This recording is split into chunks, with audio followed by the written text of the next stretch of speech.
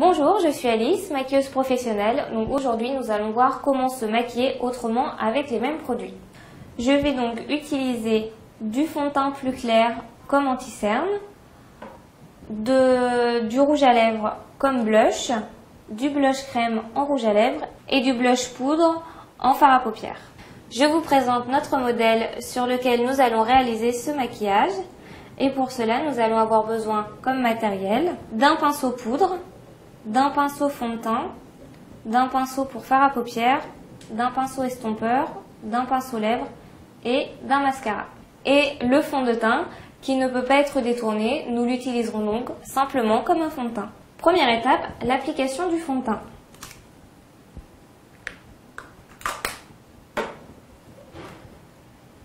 Donc on l'applique bien uniformément sur le visage en commençant toujours par la zone médiane qui est le front, le nez et le menton et toujours en appliquant de l'intérieur vers l'extérieur.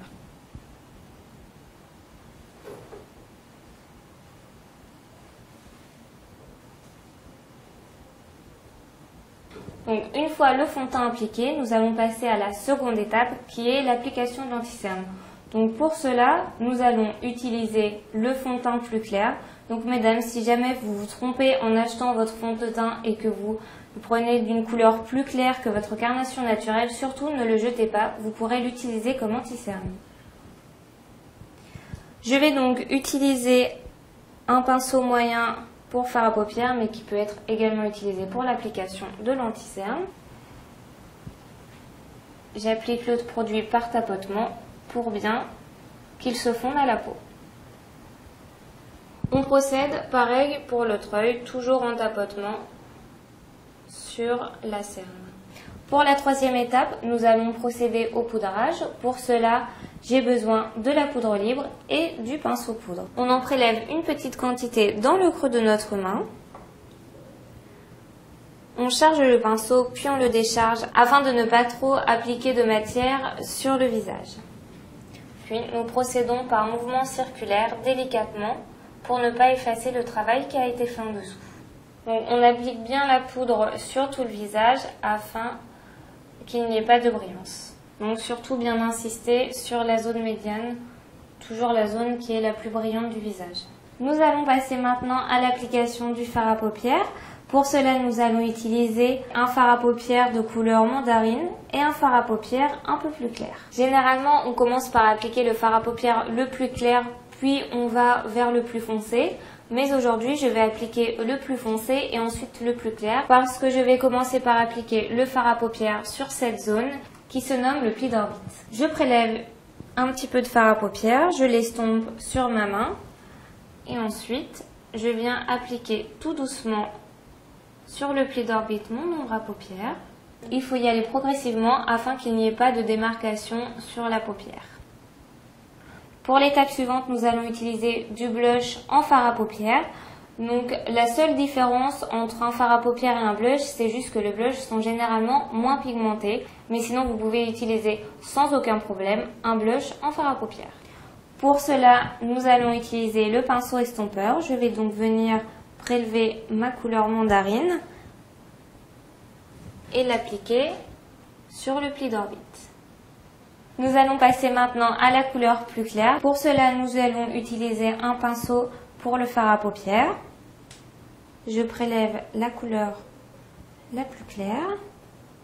Je tapote légèrement sur ma main et je l'applique en tapotement sur toute la paupière mobile afin de bien fondre les deux couleurs.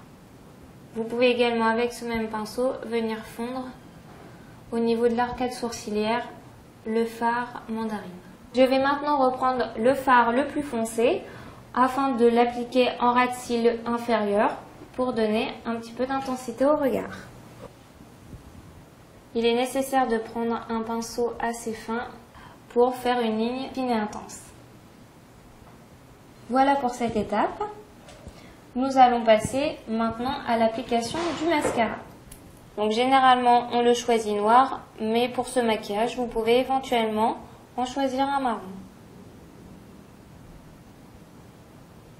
Pour l'étape suivante, nous allons utiliser notre rouge à lèvres comme blush. Donc pour harmoniser avec la couleur que nous avons choisie pour les yeux, nous allons prendre un blush orange. Donc vous en prélevez un petit peu sur votre doigt, puis vous venez l'appliquer légèrement sur la pommette.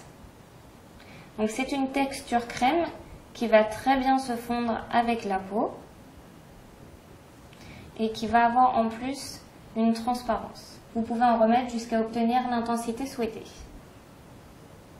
Donc il est important de bien estomper le produit afin que le contraste ne soit pas trop marqué. Donc pour notre dernière étape, nous allons faire le contraire puisque nous allons prendre un blush crème comme rouge à lèvres.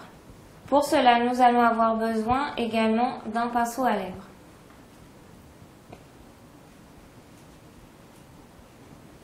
Toujours en légèreté pour pas obtenir un maquillage trop coloré.